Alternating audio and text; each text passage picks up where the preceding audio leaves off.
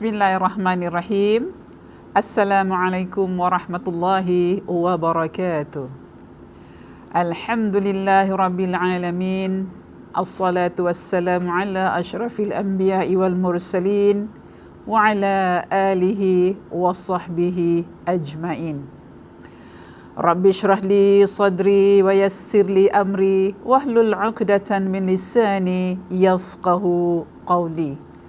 Allahumma salli ala Sayyidina Muhammad wa ala ali Sayyidina Muhammad kama sallaita ala Sayyidina Ibrahim wa ala ali Sayyidina Ibrahim wa barik ala Sayyidina Muhammad wa ala ali Sayyidina Muhammad kama barakta ala Sayyidina Ibrahim wa ala ali Sayyidina Ibrahim fil alamina innaka hamidum majid. Alhamdulillah rabbil alamin. Apa khabar ibu-ibu muslimah di luar sana? Alhamdulillah kita bertemu lagi dalam siri kelas ta'lim muslimah anjuran Masjid Darul Makmur. Baik, kita akan sambung lagi pada pencerahan kita ataupun topik kita pada minggu yang lalu, iaitu masih lagi bermulanya peranan ibu dan bapa. So pada minggu lepas saya dah terangkan bagaimana dalam kita nak mendidik anak-anak dalam proses usia daripada 1 hingga ke 5 tahun. Di mana anak-anak yang masih kecil usia begini perlu banyak dengan permainan, perlu banyak dengan bercerita. Jadi ada beberapa kaedah-kaedah yang saya berikan agar kita dapat memberikan motivasi pada anak kita, bagaimana mereka dapat menghafal surah-surah pendek, bagaimana dapat mereka dirikan solat dengan baik. Apa pun yang mereka lakukan, di hadapannya adalah ibu bapa yang berperanan dalam pembentukan emosional anak-anak kita. Baik, saya sambung lagi ibu-ibu di rumah, iaitu kalau kita pada minggu lepas kita ada kaedah bercerita, kita ada kaedah bagaimana nak terapkan surah-surah pendek, nak surah hafal. So yang ketiga, kita terangkan bagaimana kaedah soal jawab. Kita sedia maklum bahawa anak-anak kecil ni suka soal dengan kita. Dia tanya sesuatu yang kadang-kadang kita tak mampu nak jawab. So di sini saya ingin terangkan, kaedah ketiga dalam mendidik anak cemerlang adalah dengan bersoal jawab. Kita latihkan dia. Tujuan apa? Bersoal jawab dengan anak-anak dapat menggerakkan minda mereka. Ada proses anak-anak dalam usia 1 tahun, 2 tahun ataupun 5 atau 6 tahun diam. Dia suka duduk satu tempat sendiri, bersendirian. Yang ada pula anak-anak ni aktif. Yang dia terlalu aktif sampai kita tak dapat nak kawal. Jadi ini adalah proses perkembangan mental mereka, di mana mereka ingin mengetahui sesuatu yang mereka lihat, yang mereka pegang. Contohnya, kalau kita bawa anak-anak kita pergi dekat zoo, dia tengok dekat TV, dia tengok apa? Katalah dia tengok binatang haiwan seperti harimau, ataupun singa, ataupun rusa, ataupun monyet. Dia nampak dekat TV. Tapi bila kita akan bawa dia ke zoo negara, taman negara, tempat binatang-binatang, kita tunjukkan ini yang realitinya. Inilah bentuk dia. Tadi tengok dekat TV, kita berbual dengan dia sambil bercerita soal jawab dengan dia. Adik tengok dekat TV, tiger tu macam mana, lion tu macam mana. Anak-anak sekarang dia lebih banyak pada bahasa Inggeris. Bila kita cakap harimau singa, dia macam terpinga-pinga. Kita tak apa, kita campur bahasa kita. Kita memudahkan pemahaman dia. Adik tengok lion dekat TV macam mana? Inilah lion. Adik tengok tiger dekat TV macam mana? Inilah tiger. Jadi kita nampakkan realiti. So kalau dia bertanya soal jawab, ibu-ibu kenapa tiger tu macam ini? Ibu-ibu kenapa lion tu macam gitu? Jawablah dengan jawapan yang sesuai untuk kita dan sesuai untuk anak tadi menerima jawapan-jawapan yang kita berikan padanya. Baik. Bersoal jawab dengan anak dapat menggerakkan minda mereka. Ibu bapa yang cemerlang hendaklah sentiasa bersoal jawab dan mengambil tahu mengenai diri anak dan perkembangan aktiviti dan pembelajaran mereka. Kaedah ini hendaklah dilakukan secara berterusan dan tanpa mengira masa, keadaan dan tempat seperti ketika dalam perjalanan, di rumah, waktu makan dan sebagainya. Kita selalu bawa anak-anak kita pergi makan kan hujung-hujung minggu. Nanti kita nampak dekat restoran tu ada tulisan. Macam McDonald, contoh saya kasih. Contoh McDonald. Ada gambar orang lelaki yang hidungnya merah dengan rambutnya keriting-keriting kan. Kita tanya dia. Itu satu kat tempat-tempat makan. Kalau kita jalan-jalan di kedai buku, katalah nampak kalimat-kalimat ataupun huruf-huruf Arab, huruf-huruf hijaiyah yang dia dah belajar dekat madrasah, yang dia dah belajar dekat rumah. Kita pun dah mengenalkan dia. Siapa nampak ni huruf apa? Siapa ingat? Siapa ingat, siapa dapat jawab, siapa dapat tahu ni huruf apa, ibu kasih dia hadiah lagi. Hadiahnya adalah satu orang dapat satu biji burger. Reward. Anak-anak akan terkesan buat dengan cara seperti ini. Satu contoh saya ambil yang dekat, anak kecil yang berusia 9 bulan, 10 bulan, 11 bulan lah saya taruh. Kalau kita sebut perkataan kangaroo, itu saya rasa kalau untuk anak yang umur 11 bulan atau 10 bulan memang berat bunyinya kangaroo. Tapi kalau kita dah ajarkan dia dia akan bunyi belakang. Berarti dia tahu. Kangaroo tu itulah bentuknya, itulah bunyinya. Kita ulang lagi. Akan dia bunyi belakang. Dia nak sebut betul kangaroo memang tak akan dapat kerana baru umur 11 bulan atau 10 bulan. Tapi sekurang-kurangnya potongan kata tadi kangaroo kat belakang tu dia dah tahu. Sebutan kita untuk dia dah dapat tangkap. Ini adalah sebutan kangaroo. Walaupun dia sebut kat belakang tu kangaroo. Inilah kehebatan anak kecil bu. Dia punya minda tu cepat. Jadi ni tadi saya cakap, apabila kaedah soal jawab menggerakkan minda anak kita untuk cepat dapat meresap dalam diri dia. Baik, kaedah ini hendak dilakukan berterusan. Kalau boleh berterusan, kita jumpa kat mana saja. Kalau pergi rumah nenek, hujung-hujung minggu pergi rumah nenek, cuti sekolah pergi rumah nenek, gematuk, ziarah nenek, ziarah tok.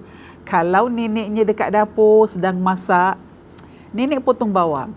Anak-anak kecil ni suka tanya, nenek masak apa tu? Nenek pula dekat rumah, jangan cakap, jangan sibuk boleh tak? Lambat masak, lambat kita makan. Cepat kita masak, cepat kita makan. Itu bukan jawapan. Sekarang anak tu tanya, nenek buat apa? Nenek cakap, nenek sedang masak. Nenek potong apa tu? Cakap, kalau kita potong kentang, cakap, ini kentang. Kentang. Anak akan tahu. Kalau dia kata, bukan kentang lah nenek, potato. Okey. Bahasa Inggeris potato, bahasa Melayu kentang. Kita ikutkan. Jangan kita mengatakan kita sibuk, jangan kacau nenek tengah berkir macam ini. Tolong bu. Dan nenek dan datuk juga berperanan di rumah untuk sama-sama mengembangkan minda cucu kita, anak kita.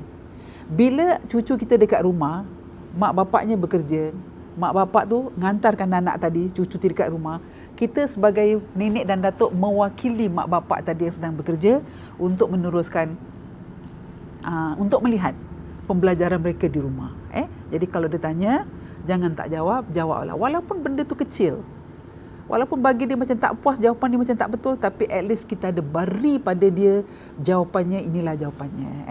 Kalau nenek sedang cuci baju, nenek tu bunyi apa tu? Cakap, ini adalah mesin pencuci baju. Nak cakap washing machine pun silakan. Nanti adik dah besar, adik perempuan kan, nanti adik dah besar, adik tolong ibu macam gini. Macam mana adik tengok nenek, adik tolong ibu kat rumah. Tolong ibu cuci kain, cuci baju. Yes, kita mengajar. Jadi dia mengenal benda-benda dalam rumah. Baik, kita teruskan lagi. Ibu bapa seboleh-bolehnya hendaklah berusaha menjawab semua persoalan yang diutarakan oleh anak-anak. Ini psikologi anak-anak juga, dalam kajian mereka juga mengatakan anak-anak ni perlu dijawab dengan soalan-soalan ni, walaupun soalan tu yang pelik-pelik yang kita tak mampu nak jawab, tapi kita beri sedikit satu jawapan yang membuat rasa minda mereka, rasa jiwa mereka, bila aku tanya, mak aku jawab. Jangan bila ditanya ni apa, kat sekolah tak ajar ke, cikgu tak ajar ke, jangan saya ulang kali, jangan matikan, jangan bunuhkan setiap soalan anak-anak. Baik, seandainya ibu bapa tidak tahu atau tidak pasti jawapan kepada soalan anak, jangan teragak-agak atau enggan untuk mengaku tidak tahu. Jangan kalah. Kita sebagai orang dewasa dah pengalaman kan, 30 tahun kita hidup, 40 tahun kita hidup, dah banyak pengalaman. Dulu zaman kita kecil, kalau kita tanya mak kita, mesti mak kita cakap macam itu. Jangan banyak tanya. Kakak kalau nak tahu kita tanya cikgu kat sekolah. Dah belajar kan, kenapa tak tahu macam ni? Jadi tu tolong kita elakkan. Jadi kat sini apa dia punya jawapannya, jangan teragak-agak atau enggan untuk mengaku tidak tahu. Ibu bapa hendaklah memberi penjelasan atau jawapan kepada persoalan yang ditanyakan oleh anak daripada orang yang mahir dalam bidangnya. Kalau kita tak tahu, kita rujuk pada kawan kita yang ada pengalaman, atau kalau pada ustazah, pada ustaz, atau pada cikgu-cikgu di sekolah yang kita ada masa, kesempatan untuk bertemu dengan cikgu, tanya sekejap. Jadi kita ada persiapan untuk memberi jawapan kepada anak yang selalu bertanya. Anak-anak kecil lazimnya suka bertanya soalan yang bertubi-tubi. Dia akan tanya. Ramai ibu bapa yang tidak mengambil peduli keletah ataupun telatah anak-anak ni. Bila tanya, diam. Jangan bising, jangan tanya. Ibu sibuk. Lagi-lagi ibu. Kalau ayah baru balik kerja, ni saya cakap anak kecil suka tanya soalan bertubi-tubi. Dia tengok cerita kartun. Ayah balik kerja, Assalamualaikum. Ayahnya beri salam kat pintu. Anak ni jawab, Waalaikumsalam. Ibu, ayah balik. Kenapa kalau ayah balik? Ini satu stigma yang anak ni memberi report, memberi tahu pada ibu yang ayah tu balik. Tapi kenapa kadang-kadang ibu cakap, kenapa kalau ayah balik? Biarlah ayah balik, dah memang waktu ayah balik kerja. Tolong bu, jangan jawab macam ini.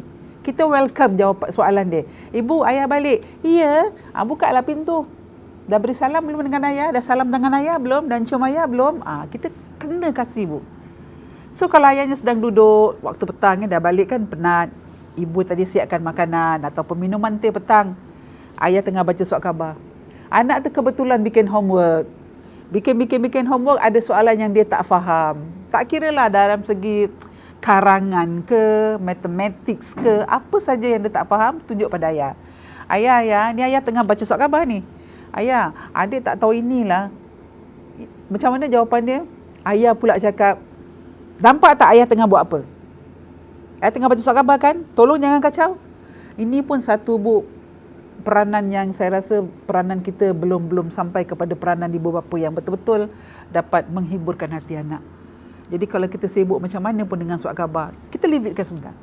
Just tutup sekejap, okey apa? Nak apa ya? Kalau ayah boleh jawab, ayah jawab. Kalau ayah tak boleh jawab, nanti tanya dengan ibu.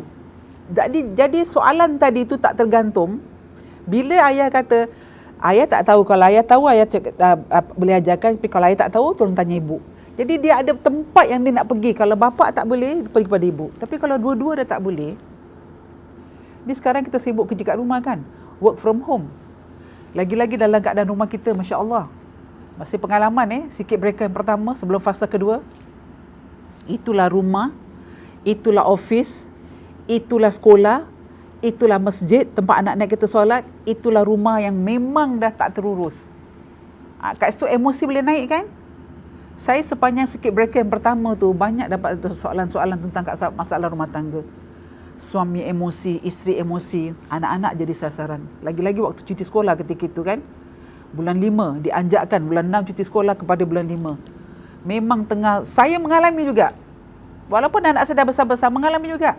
Tapi pengalaman saya, kita tenang, kita ambil satu iktibar, kita orang beriman, Allah memberi kita akal untuk kita berfikir, jangan emosi.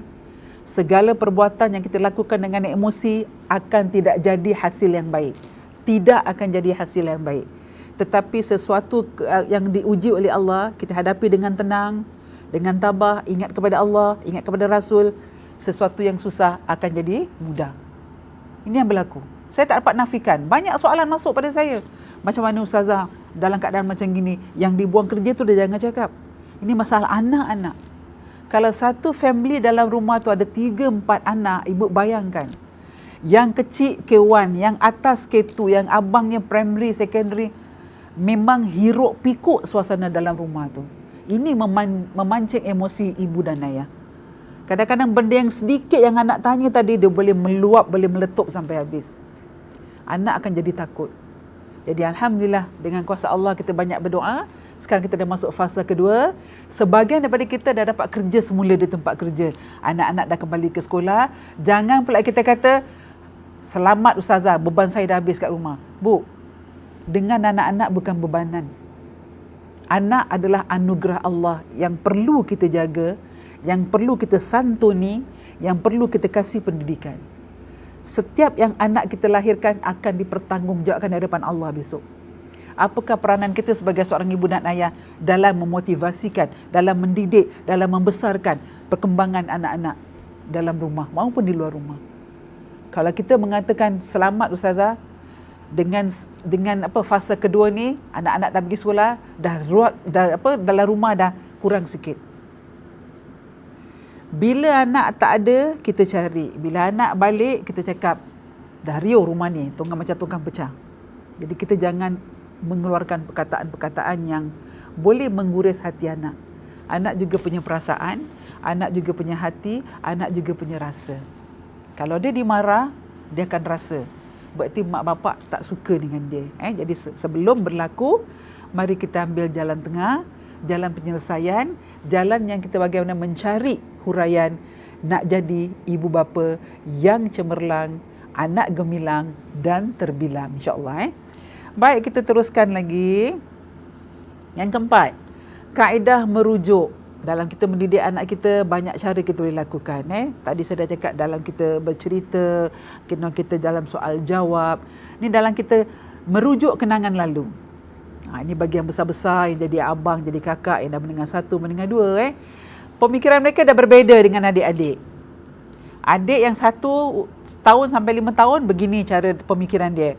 Yang 6 tahun sampai 10 tahun, begini cara pemikiran dia. Yang 12 hingga ke 15 tahun, begini caranya. Jadi, kita bawa anak kita. Dalam 4 anak, 5 anak dalam keluarga, semuanya berbeza, Bu. Yang abang perangainya begini, yang kakak perangainya begini, yang adik kecil begini.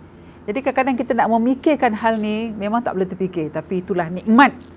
Allah kasih kita zuriat, anak yang memang luar biasa dalam rumah, kerenah dia, lari dia, bising dia, kecohnya bertanya pada kita. Kadang-kadang tempat kerja kita tengiang-ngiang dengar suara dia. Kerana kita ketawa sendiri. Kawan tegur, kenapa ketawa? Tak ada, teringat semalam anak kita cakap gini. Anak kita tanya, kita nampak keletah dia tu, Bu, yang bikin kita gembira. Baik, keempat, kaedah merujuk kenangan lalu. Kaedah ini bermaksud sama ada kenangan suka atau duka, pahit atau manis yang diperolehi sepanjang kehidupan ini. Pengalaman yang positif diambil sebagai teladan, manakala pengalaman yang negatif pula dijadikan sempadan.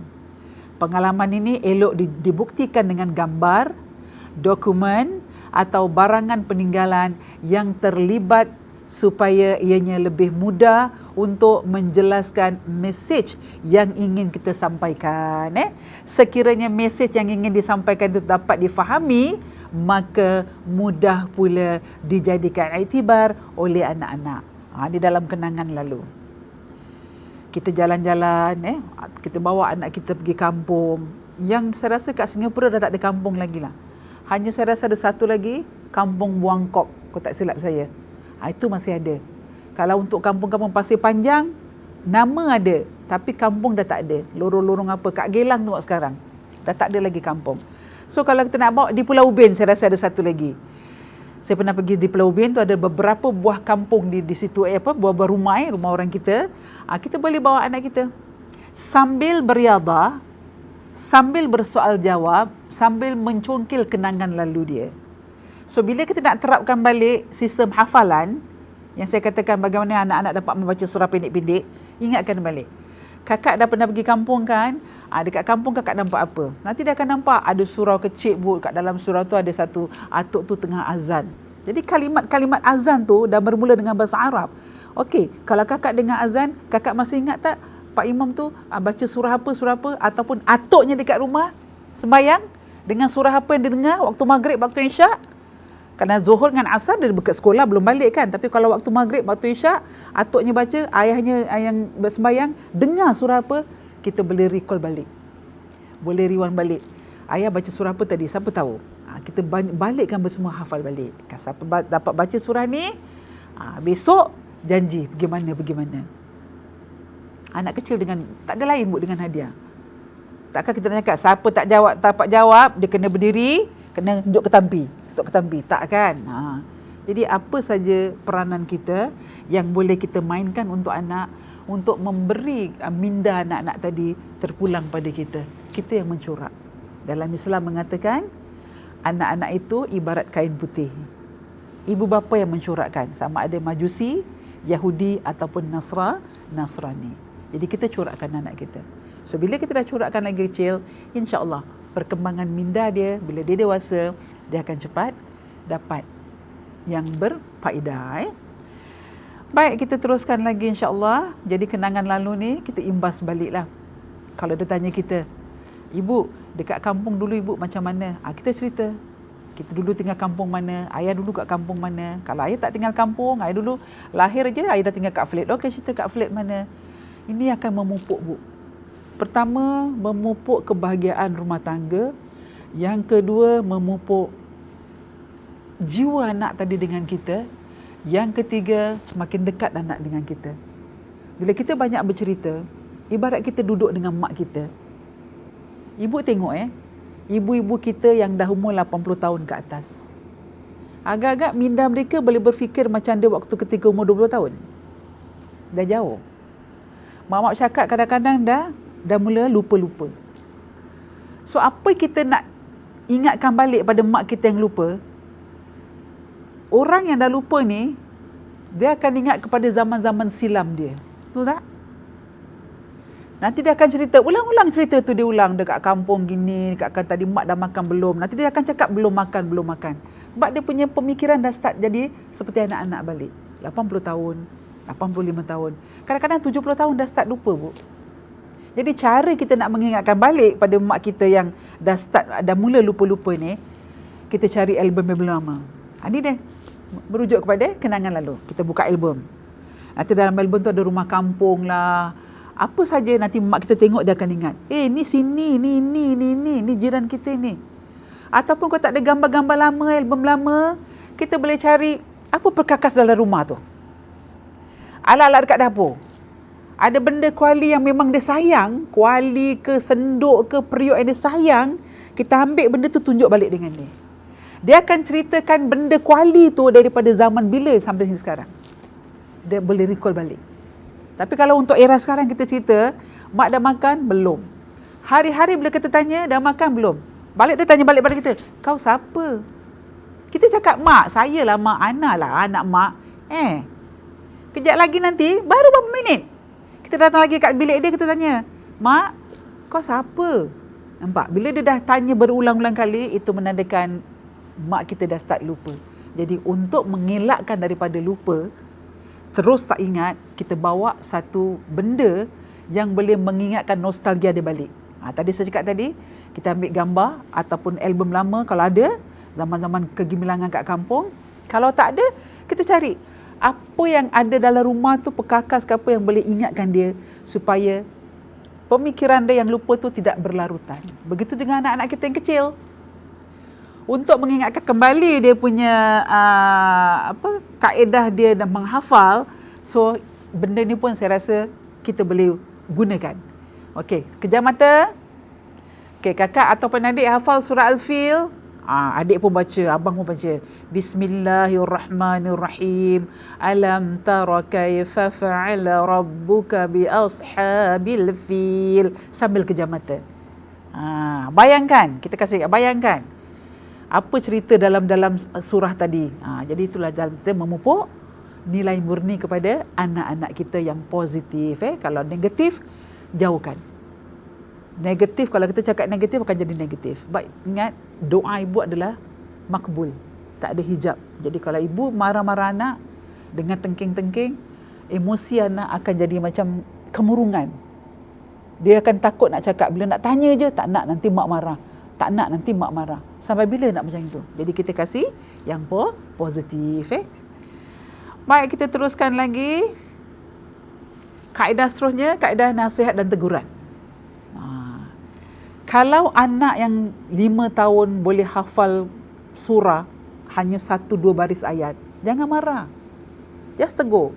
Okey, hari ini ibu maafkan kakak, ibu maafkan adik. Okey, hari ini ibu kasih excuse baca 2. Qul huwallahu ahad, Allahu samad. Besok tambah lagi 1. Agak-agak lusa, bacakan balik awal, tengah dan akhir. Sebelum akhir tadi surah tadi, kita recall balik. Jadi cara macam gini anak-anak happy. Tapi kalau kita tak, ibu cakap daripada awal sampai akhir. Ibu tak nak sikit-sikit, tak nak potong-potong, tak nak putus-putus. Baca betul-betul. Kan minggu lepas saya dah cakap, Bu, saya khatam Quran bukan tangan bapa saya, dengan tangan orang lain. Sebab bapa saya suka pukul. Tetapi hasilnya berkesan hingga sekarang. Tapi kalau untuk anak-anak sekarang, tak boleh kita pukul. Dia macam, dia rapuh lah. Kena tengking sikit, nangis. Jeling mata sikit, nangis. Kena suara tinggi je, nangis. Anak sekarang, bukan cengeng. Dah dia punya kehidupan dia, keadaan dia macam tu. Jadi kita jangan tengking-tengking, jangan marah-marah. Das nasihat yang berguna, teguran-teguran yang membina. Kaedah ini tidak boleh dilakukan setiap hari atau masa untuk mengelakkan rasa jemu dan bosan pada anak-anak. Jangan harap ditegur. Contoh, kakak, nanti petang kita solat jamaah, waktu asar, ayah balik. Ya, anak cakap. Sampai masa, anak biasa buat anak kita kalau bab solat dia macam mana? Dia lenggang-lenggok. Okey, kalau tak nak, tak apa.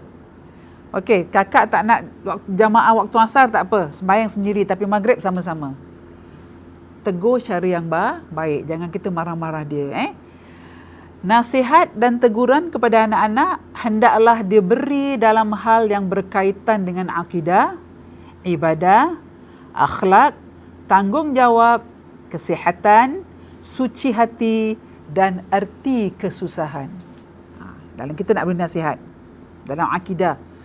Kalau dia tak nak solat, kena ingat adik, abang, kakak, kita sebagai orang Islam, kita sambil cerita. Kita boleh kaitkan semua tadi akidah, kaedah-kaedah yang kita dah belajar tadi. Allah marah tahu pada hamba-Nya yang tak bersyukur. Paling tidak kita sebagai hamba-Nya cakaplah terima kasih Allah. Thank you Allah kerana beri kita rezeki. Ini cuma Allah minta sekejap aja. Allah suruh kita solat waktu maghrib berjamaah. Tak sampai 5 minit, sekejap aja. Kita pujuk dia. So dengan pujukan nanti insya-Allah hati anak kita menjadi lembut. Jangan pula kita cakap, okey, tak nak sembahyang okey. Besok pergi sekolah, tak ada school money, tak ada duit sekolah, tak ada sarapan, tak ada apa. Pergi sendiri. Ibu tak nak kasih apa-apa. Sebab tak nak sembahyang kan? Berarti kita dah jadi ancaman tau. Kita dah mengancam dia, dah macam ugut dia. Siapa tak sembahyang, tak dapat duit sekolah. Itu tak boleh, Bu. Kerana kita tengok keadaan dia. Memang solat ini kita wajib kita lakukan, tapi dalam keadaan yang bagaimana? Ingat, saya selalu dah ulangkan, antara 7 tahun dengan 10 tahun bagaimana? Tengah-tengah itulah kita dalam mendidik dia. Jadi bila dia 10 tahun dah dapat melakukan sendiri. Itu dalam akidah. Kemudian dari akhlak, santun, nak pergi sekolah, nak pergi mana saja, salam tangan kedua ibu bapa. Anak-anak kita sekarang kalau salam tangan kat mana, Bu? Dia dekat hidung ke dekat dahi? Kalau dia dekat dahi, kadang-kadang kat pipi, dia angkat tangan kita pergi sini. Dia angkat tangan kita pergi sini. Kalau dekat dahi, kita cakap, kita terima. Okey, hari ni ibu ayah terima adik ke kakak ke abang punya salam dekat dahi. Tapi nanti lain kali, please. Bila kita cakap please tu, please. Manja-manja dengan dia. Ibu nak salam ibu, salam ayah, tangan betul-betul dekat hidung. Salam ni bawa kat hidung. Kan cantik. Orang Islam kan cantik kalau salam begini. Jangan macam ginilah. Jangan macam gini. Sambil bergurau, penuh dengan makna dan juga positif thinking kita.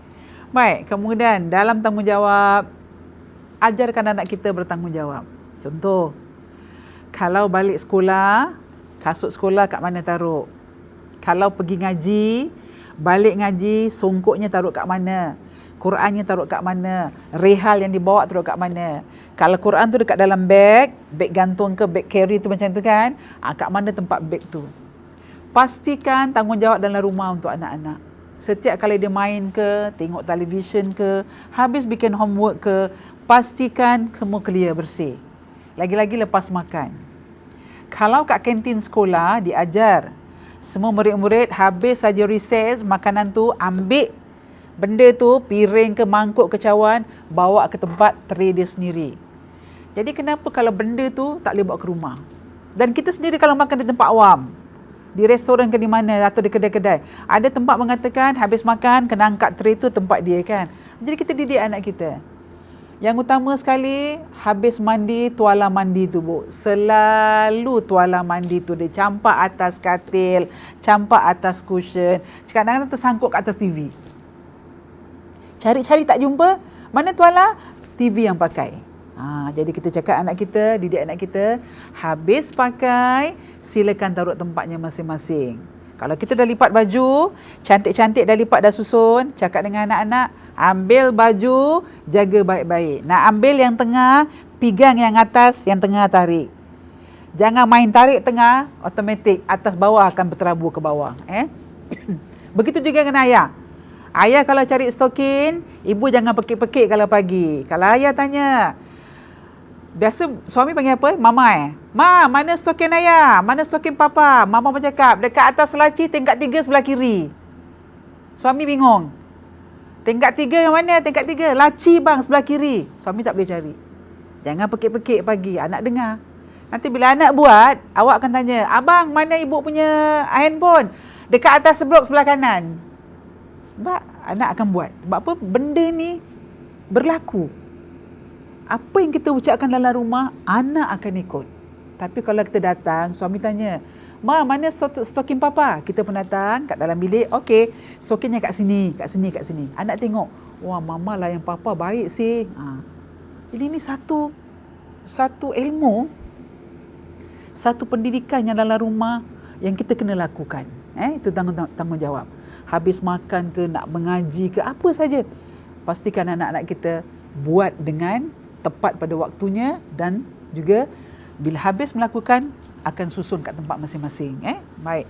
Kemudian dalam kesihatan, kita pastikan anak-anak kita jauhkan daripada penyakit. InsyaAllah, mudah-mudahan kalau kita sihat, makanan yang baik, segala dalam perumahan kita baik, insyaAllah anak kita akan sihat. Suci hati, ajar anak kita, hati kita selalu kena bersih. Jangan bersangka buruk dengan kawan. Apabila kita berkawan dengan kawan, jangan kita suka bergaduh, jangan ambil hak-hak orang. Mengambil hak barang orang yang bukan kita punya adalah berdosa. Justru itu kalau nak, pinjam. Kalau nak juga, cakap dengan ibu, kita boleh beli. Ajarkan erti kesusahan pada anak.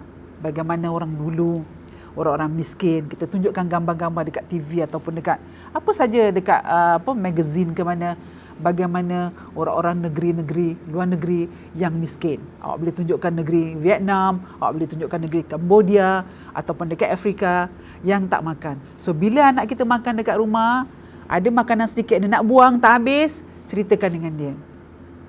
Allah marah dalam kita membuang makanan ataupun rezeki.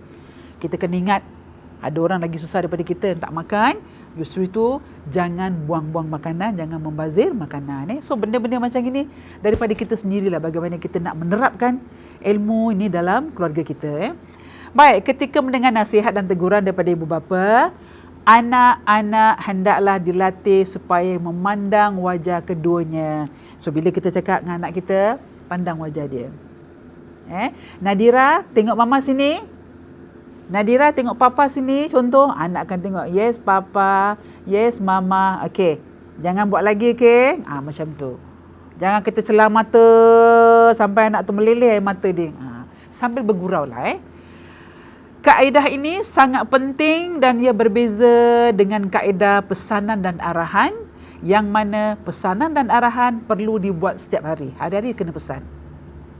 Tapi kalau kaedah nasihat ni, teguran, kita adalah cara kita bermotivasi pada anak-anak kita. Baik, seterusnya, kaedah bermain dan bergurau. Ni anak-anak suka. Cuba tanya diri anda, berapa kerapkah anda bermain-main dan bergurau-gurau dengan anak-anak anda? Berapa kerap kita bergurau? Kadang-kadang anak tanya pun anak takut. Tak boleh tanya. Ayah hari emosi dia kurang stabil. Kalau tanya mesti kena marah. Jadi berapa kerap lah kita cuba. Terdapat pelbagai kaedah untuk kita bergurau dengan anak-anak ketika sedang bermain, beribadah maupun bersukan. Matlamat bergurau dengan anak-anak ialah untuk menggembirakan hati mereka. Kalau anak kita yang umur 6 tahun, 7 tahun minat dengan bola, yang abang-abang yang dah secondary school tu dah tentulah. Yang kecil-kecil ni minat dengan bola. So kita ikut. Hujung-hujung minggu kita bawa anak kita dekat padang bola, kita main bola. Ibu-ibu boleh main bola kan? Walaupun tak boleh tendang, just ikut saja. Bila kita ikut tu kita meraihkan dia, Bu. Tak boleh tendang tak apa, ibu duduk kat tepi padang, support dia main dengan anak, dengan ayah dia, itu dah cukup bagi dia. So bila dia tendang masuk gol aja, kita pun tepuk, gol. So pandai sih. Lawan lagi. Kalahkan ayah. Macam tu. Saya suka ikut anak saya pergi main layang-layang. Hujung-hujung minggu, kalau tak ada kerja kat rumah, dah settle semua kan, dah habis kerja, nak riadah, saya bawa anak-anak je jalan. Pergilah kat padang-padang mana anak saya main layang. Ikut main. Walaupun saya tak pandai main, saya duduk memberi semangat. Tarik bang, tarik dik, kasih tinggi. Lawan dengan ayah, putuskan benang dia, putuskan. Siapa benang putus kalah. Yang tak putus tu menang, dapat hadiah. Macam tu. Kita kena ikut kegemaran dia. Kalau anak kita suka swimming, kita hantar dia pergi swimming. Duduk tengokkan dia. Memberi dia galakan. Memberikan dia satu inspirasi, dorongan. Ke mana saja aku nak pergi, mak aku ikut. Alhamdulillah. So, bila dia dewasa, dia akan kenang jasa kita. Dulu waktu kecil, mak selalu begini, begitu. Apa saja yang dia nak buat, mak selalu merestui. Anak kita pandai main gitar, just gitar. Lagi-lagi yang pandai tahfiz ngaji, Bu. Dorongkan. Kalau dia pandai ngaji dengan suara yang bagus, ibu cari kaset-kaset ataupun siapa saja ulama'-ulama' kita yang memang mahir dalam taranum ngaji, ustaz-ustaz kita, dengarkan. Anak kita yang dengar, dia boleh ikut lagi rentak suara ulama' atau ustaz tadi yang mengalunkan ayat-ayat suci Al-Quran dengan cara taranum yang memang luar biasa. Itu pun kalau anak kita pandai, kita galakkan. So kalau kita sendiri ada buat ilmu tu, kita boleh taranum dengan lagu apa, kita ajar anak kita. Anak akan terhibur dan rasa dia dihormati sebagai seorang anak dalam rumah dengan segala apa yang dia sukai. Baik, matlamat bergurau dengan anak-anak dia bukan apa, untuk menggembirakan hati mereka. Baik, kaedah latihan yang berterusan. Anak yang cemerlang perlu dilatih secara praktikal dan berterusan. Kaedah ini juga disarankan oleh Rasulullah sallallahu alaihi wasallam. Anak kita memang cemerlang tetapi perlu dilatih secara praktikal dan berterusan. Jangan lupa memberi pujian dan penghargaan kepada anak setelah mereka berjaya melakukan sesuatu pekerjaan. Namun, jangan berlebihan kerana bimbang anak itu akan menjadi sifat takabur.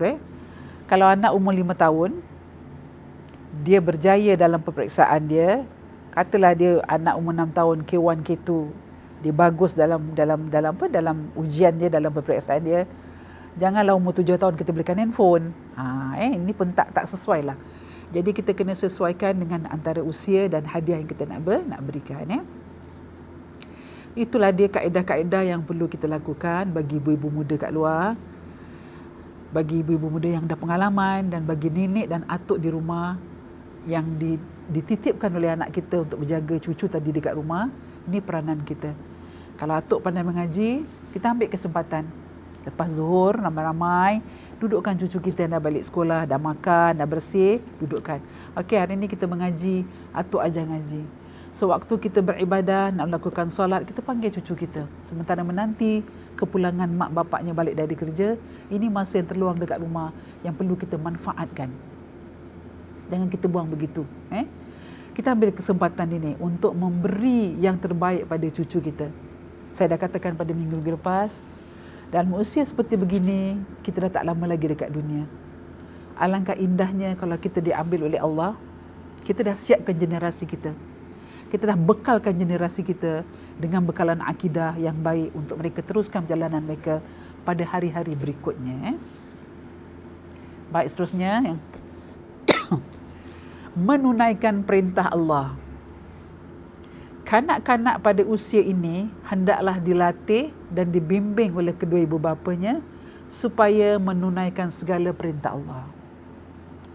Walaupun yang kecil 3 tahun, 2 tahun. Saya pernah ditanya, Ustazah, anak saya umur 3 tahun, tengah tak pernah jalan. Kalau saya nak sembahyang, tidak bergantung kat telekung saja, ada tarik telekung saya. Saya kat biarkanlah. Rasulullah pernah sujud. Sujud yang terlalu lama. Sahabat sampai bimbang, takut apa-apa berlaku pada Rasulullah. Kenapa Rasulullah sujud terlalu lama? Rupa-rupanya cucu Rasulullah sedang duduk dekat atasnya. Kita sujud, sedang duduk. Kita kenalkan cucu Rasulullah, Hasan dan Husain, selalu ke mana Nabi pergi, Nabi akan bawa ni dua orang ni, cucu Rasulullah yang paling Nabi sayang, duduk kat atas ni. Lama. Lepas tu anak ni terasa yang atuk ni sedang solat, lama-lama dia turun, dia rundukkan diri, baru Nabi bangun. Habis solat, sahabat bertanya, ya Rasulullah, kenapa tadi sujud terlalu lama? Oh, Nabi menjawab, tadi ketika aku sedang sujud, cucu aku dekat belakang ni, sedang duduk. Nabi tak marah pun. Nabi tak macam bergegas sengaja bangun kita sampai terlentang cucu kita kat belakang, tak. Ibu tengok, sayangnya Rasulullah dengan anak kecil, santunnya Rasulullah dengan anak kecil. Bukan dengan cucu Nabi saja, dengan siapa saja anak kecil. Nabi suka berbual. Kalau anak kecil sedang pegang mainan, Nabi tanya, ni mainan apa? Apa namanya? Siapa yang buat? Nabi kaitkan. Nabi hubungkan dengan alam sekitar. Nabi tak pernah marah. Begitulah kita, Bu, kalau anak kita sedang solat. Saya cakap dengan jamaah tadi, tak apa. Biar dia tarik lama. Dia nak tahu apa ibunya buat. Kalau awak solat tutup pintu, dalam usia anak umur 3 tahun, awak tutup pintu kat dalam, dia dekat luar, lagi huru-hara nanti jadinya. Dia menangis kat luar, dia tendang-tendang pintu, kita tak akan tenteram dalam melakukan ibadah solat. Tak apa, kita buka pintu. Dia nak duduk depan sejadah, dia duduk, dia menghadap kita, dia cak, tak apa.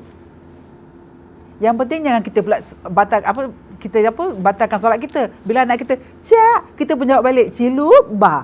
Itu taklah, jangan macam gitu. Kita tengok dia. Agak-agak reda-reda, kita nak berdiri balik rakaat ke berapa, kita berdiri. So sedang kita berdiri rakaat tu, sedang baca Fatihah, dia tarik lagi kain kita, diamkan. Anak ingin mengenal. Dari situ nanti dia dah tahu, setiap kali besok lusa kalau ibu sedang solat, dia akan duduk kat sebelah ibu. Nanti sibuk tangan dia angkat tangan, awak dengan sendirinya. Sebab dia dah nampak kita lakukan. Tapi kalau kita marah, dia tak akan buat. Dia nampak ibu solat je pakai telekung, dia start meragam. Dia nangislah, dia itulah, macam-macam kerana anak kecil lah. Jadi justru itu, apa pun yang kita lakukan kat rumah, jangan marah-marah dia, kita teruskan perbuatan kita yang baik untuk dia. Terutama perintah-perintah yang wajib seperti solat 5 waktu, berpuasa di bulan Ramadan, menutup aurat, bercakap benar dan akhlak yang terpuji. Dalam bulan puasa, kita bergotong royong dalam rumah, masak bersama. Pengalaman kita dalam tahun ini, kita berpuasa yang amat luar biasa. Tak pernah kita jangka benda ni berlaku. Semua kat dalam rumah, berhimpun dalam satu rumah. Itu tadi saya cakap, rumah tu lah tempat solat, rumah tu masjid, rumah tu office, rumah tu sekolah. Jadi bila dah bergabung ramai-ramai macam tu, kita ada peranan kita. Kenapa? Inilah masa, Bu, peluang. Kita cerita dengan anak kita, kenapa sebagai orang Islam kena puasa. Kita dengar jawapan anak kita.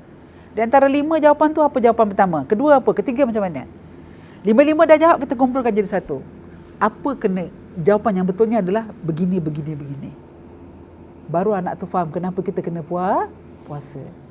7 tahun, Bu, umur dia suruh dia puasa. Bila bangun pagi, nak suruh sahur, mata dia kejam. Betul tak? Kejam. Kadang-kadang ayahnya angkat daripada katil tu, tempat tidur dia, angkat pergi kat kerusi duduk. Daripada duduk tu nak makan sahur tu lagi kejam mata dia. Kita kena tahu, okey, puasa sebenarnya begini, hukum puasa adalah begini sebagai orang Islam. Kita ceritakan, Bu. Ceritakan pada dia kenapa kita kena berpuasa. Begitu juga dengan bercakap benar. Bukan setakat dalam berpuasa saja kita tak boleh bohong, tapi di luar bulan puasa, apa saja bulan dalam Islam, kita tak dibenarkan bercakap bohong. Hari-hari kita cakap ni, kena cakap yang benar. Jangan cakap bohong. Sekali anak dah bercakap bohong, takut-takut perkataan bohong tu dah menjadi pakaian dalam diri dia. Sikit-sikit nanti nak bohong, sikit-sikit nanti nak cakap bohong. Jadi justru tu kita terangkan apa hukum orang Islam kalau bercakap bohong. Neraka dia belum faham. Kita akan cakap lah, tak bagus, tak baik. Orang akan benci kita tak akan ramai kawan kalau kita cakap bohong. Macam-macam kita contoh kita boleh kasihkan ni. Baik. Ini supaya mereka terbiasa dan dapat membentuk diri mereka ke arah keridaan Allah sehingga dewasa. Ibadah dan amalan ini akan menjadi benteng bagi mereka dari maksiat dan kemungkaran, seterusnya meletakkan diri mereka sentiasa berada dalam pemeliharaan dan rahmat Allah sepanjang masa. So bila kita dah terangkan akidah kita pada anak-anak kita, insya-Allah. Kan saya pernah katakan, pepatah Melayu mengatakan, benih yang baik kalau dilemparkan ke langit akan menjadi bintang yang gemerlapan, menerangi cahayanya. Benih yang baik kalau dilemparkan ke laut akan jadi sebuah pulau. Benih yang baik lempar ke laut akan menjadi sebuah pulau. Di pulau tu akan tumbuh pohon-pohonan yang besar kemungkinan pohon-pohon tadi boleh dimakan oleh orang-orang dalam kawasan situ. Jadi kita nak anak kita macam tu. Kebaikannya insya-Allah berterusan sampai bila kita menutup mata, kebaikan anak kita akan kembali kepada kita walaupun kita dah tak ada di dunia. Baik, firman Allah Subhanahu wa taala dalam surah Taha ayat 132 yang bermaksud, maka hendaklah kamu ibu bapa memerintahkan kepada ahli keluargamu supaya mendirikan sembahyang dan bersabarlah dalam melakukannya, iaitu menyuruh melakukan sembahyang tersebut. Kalau anak kita malas, suami kita sekalipun malas dalam melakukan solat, pelan-pelan kita pujuk dia. Pelan-pelan. Bila kita nak suruh anak kita solat, kita dulu kena buat. Jangan di saat azan berbunyi, Allah Akbar, kita pekik pada anak kita. Solat, sembahyang, tapi kita tak gerak. Kita tak pergi pun dekat toilet untuk ambil sembahyang, kita tak siap pun sejadah macam mana kita nak sembahyang. Kita suruh anak kita, kita perintah anak kita. Anak tak akan buat, Bu. Dia akan balik cakap, abang tak sembahyang, ibu tak sembahyang pun. Ibu nak pergilah ni. Ibu nak pergi setelah habis waktu azan. Tapi sebelum azan tu kita dah standby, Bu, anak-anak akan ikut. Wah, ramai-ramai. Nampak gotong royong kat dalam rumah tu. Okey, abang ambil sejadah, yang adik ambil telekuk, yang ini ambil songkok. Nampak gotong royong dia. Tapi kalau kita tak mulakan dulu, yakinlah anak-anak tak akan buat. Kan saya dah cakap, ibu adalah madrasah. Ibu adalah sekolah bagi anak-anak di rumah. Apa yang anak ibu lakukan, anak akan ikut.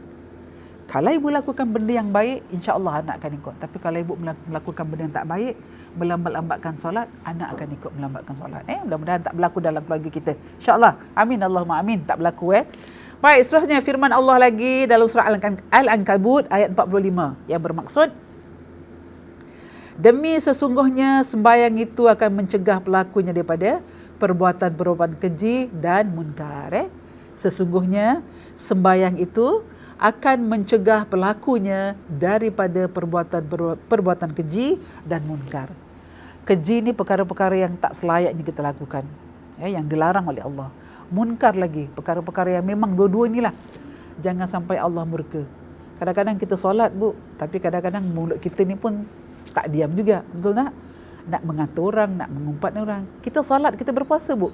Kadang-kadang mata ni pun nak menjeling-jeling juga dengan orang, kan? Kita solat, kita puasa, Bu. Kadang-kadang hati kita ni pun kadang-kadang buruk sangka pada orang. Jadi kat mana tu? Itu merupakan satu perkara-perkara yang Allah tak suka. Jadi kalau kita solat, ingat kata Allah, sesungguhnya sembahyang itu mencegah pelakunya daripada perbuatan-perbuatan keji dan munkar. Kita elakkan. Kalau kita dah solat, dalam solat tu kita banyak memuji Allah. Dari kita angkat takbir, dari kita rukuk, dari kita sujud, dari kita tahiyat awal, tahiyat akhir, semua memuji nama Allah. So habis saja kita beri salam, Assalamualaikum kanan, Assalamualaikum kiri, waktu kita berdoa. Lepas berdoa, Rabbana atina fid dunya hasanah, habis saja kita doa, kita buka telekung, kadang-kadang mata kita ternampak sesuatu, hati kita berkata, ini pun Allah tak terima. Baru habis kita solat. Kalau boleh kita elakkan ni, Bu. elakkan dari prasangka yang tak baik dalam diri kita, elakkan kita buruk sangka, dan juga elakkan dari perkara-perkara yang Allah tak suka kita lakukan. Mari kita mencari keridaan Allah. Mari kita mencari apa yang Allah suka dalam diri kita. Kerana kita akan kembali kepada Allah, akan bawa perkara-perkara yang disukai oleh Allah. Baik, seterusnya Rasulullah sallallahu alaihi wasallam bersabda yang maksudnya, ajarkanlah anak-anak kamu mengerjakan solat jika mereka sudah berumur 7 tahun, dan pukullah apabila tidak mau solat jika mereka sudah berumur 10 tahun. Hadis riwayat Hakim. Sabda Nabi lagi yang bermaksud, puasa itu adalah benteng dari melakukan maksiat dan mungkar. Hadis riwayat An-Nasa'i. Jadi apa yang Nabi ajarkan, kita ambil. Yang terakhir, meninggalkan larangan Allah.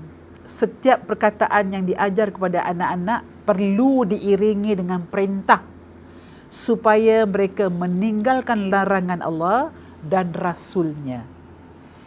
Ini bagi menjamin mereka sentiasa berada dalam keadaan bersih dan suci dari dosa, terutama dosa-dosa yang besar, dan tidak mudah terpengaruh dengan bisikan dan ajakan ke arah kejahatan, kerana ia akan membawa anak-anak dan ibu bapa ke arah api neraka. Na'udzubillah min dzalik. Ajarkan anak kita. Tanggungjawab kita sebagai ibu, kenalkan Allah dan kenalkan Rasul. Tanggungjawab kita, kenalkan, cintakan anak kepada Allah, cintakan anak kepada Rasul. Nak masuk bulan Rabiul Awal, kita kenalkan anak kita dengan Rasul. Siapa Rasulullah? Apa peranan dia? Bagaimana beliau tu diagungkan seluruh dunia? Kenapa Rasulullah dikatakan rahmatan lil alamin? Rahmat untuk seluruh alam kat dunia ni. Kita ceritakan, Bu. Apa yang Allah suka, apa yang Allah tak suka. Terangkan pada anak kita yang dah dewasa sifat-sifat Allah. Bagaimana sifat Allah? Terangkan pada anak kita bagaimana sifat Rasulullah. Kalau anak kita bernama Muhammad, sepaling tidak sifat Nabi tu ada dalam diri anak kita. Penyabar, penyantun. Nabi kan suka membantu orang. Yes, akhlak Nabi. Sepaling tidaklah. Sikit tu kena ada sikit dalam diri anak kita. Kita terangkan pada anak kita. Apa peranan kita pada Allah dan anak kita pada Allah dan Rasul-Nya. Ini bagi menjamin. Kalau kita tak kenalkan anak kita dengan Allah, tak kenalkan anak kita dengan Rasul, bimbang-bimbang, Bu. Dah umur 40 tahun, 50 tahun akan datang, kalau kita sempat jumpa anak kita, kalau tak sempat, saya bimbang-bimbang mereka akan jauh dengan Allah. Bila kita jauh dengan Allah, maka Allah akan jauh dengan kita. Jadi kita sebagai ibu bapa, ambillah perkara yang Allah suka, tinggalkan perkara yang Allah tak suka. Baik, firman Allah dalam surah At-Tahrim ayat 6 bermaksud, wahai orang-orang yang beriman, peliharalah diri kamu dan ahli keluarga kamu daripada api neraka, yang mana bahan apinya terdiri daripada manusia dan batu-batu. Masya Allah. Kalau kita dengar ayat ni kita takut. Allah beritahu pada kita, pelihara diri kamu, kata Allah, dan ahli keluargamu daripada api neraka. Berarti jangan terjerumus. Tadi saya dah kata, buat apa yang Allah suka, tinggalkan apa Allah larang. Sabda Rasulullah sallallahu alaihi wasallam lagi yang bermaksud, taatilah kepada Allah dan takutlah berbuat maksiat kepada Allah, dan suruhlah anak-anak kamu untuk mentaati perintah-perintah dan menjauhi larangan-larangan Allah, kerana hal ini akan memelihara mereka dan kamu dari api neraka. Kita tak nak, Bu, anak-anak kita besok akan membawa kita kepada neraka. Di saat kita nak dipanggil oleh Allah di hadapan syurga dan nak masuk pintu syurga, anak kita berkata, wahai Allah, ini mak saya, ini bapa saya, kenapa dibenarkan masuk dalam syurga? Sedangkan dekat dunia dia tak mengajar aku siapa Allah, siapa Rasul. Dia tak kenalkan aku akidah, tak kenalkan aku dengan Islam. Kenapa boleh masuk dalam syurga? Bimbang, Bu. Kalau inilah soalan anak kita di hadapan Allah, maka tidak mustahil Allah akan tarik balik yang kita tadi, yang dah berapa langkah saja nak masuk dalam syurga, Allah tarik balik kita sama-sama menuju dalam neraka, kerana kita tak didik anak-anak kita dengan sifat-sifat Allah, sifat-sifat Rasul dan juga apa yang Allah suruh dan apa yang Allah larang dan apa yang Rasul suruh dan apa yang Rasul larang. Auzubillah Bu. Mudah-mudahan kita menjadi ibu yang baik, jadi contoh pada anak-anak kita. Baik, akhir kata, masa mencemburui kita. Jadilah kita ibu bapa yang bila kita tiada, anak-anak rindu. Bila ni ibu nak balik ni, lambatnya ibu balik dari kerja, lambatnya ayah balik dari kerja. Rindu bu dia dengan kita. Dan jadilah kita ibu bapa yang bila kehadiran kita dalam rumah, diraikan. Anak-anak suka, ibu balik, ayah balik. Diraikan bu. Tapi janganlah kita jadi ibu bapa yang ketiadaan kita memang anak-anak suka. Hore hari ni mak bapak tak ada, kita bebas nak buat apa. Jangan bu. Sekali lagi saya ulang. Jadilah kita ibu bapa yang ketiadaan kita anak-anak rindu. Lamanya ibu pergi tak balik-balik. Lamanya ayah kerja tak balik-balik. Cepatlah balik. Asyik telefon aja. Baliklah. Dia rindu dengan kita. Jadilah kita ibu bapa yang anak-anak bila kita hadir di hadapan mereka, mereka raikan kita. Mereka gembira dengan kita. Itu yang kita inginkan dalam rumah tangga. Jadilah ibu yang teladan, ibu yang baik, kerana ibu adalah madrasah. Ibu mencurah anak-anak. Baik, insya-Allah ibu-ibu yang rahmati Allah, setiap kali pertemuan ada perakhirnya. Berakhir kita berkampanye seterusnya. InsyaAllah kita bertemu lagi pada siri berikutnya di hari dan waktu yang sama di digital. Akhir kalam, mari kita sama-sama baca tasbih kafarah dan surah Al-Asri. Bismillahirrahmanirrahim. Subhanakallahumma wa bihamdika ashhadu an la ilaha illa anta astaghfiruka wa atubu ilaik. Bismillahirrahmanirrahim. Wal 'asr. Innal insana lafi khusr illa alladhina amanu wa 'amilus salihat wa tawassaw bil haqq wa tawassaw bis sabr. Sadaqallahu nazim. Akhir kalam. Assalamualaikum warahmatullahi wabarakatuh.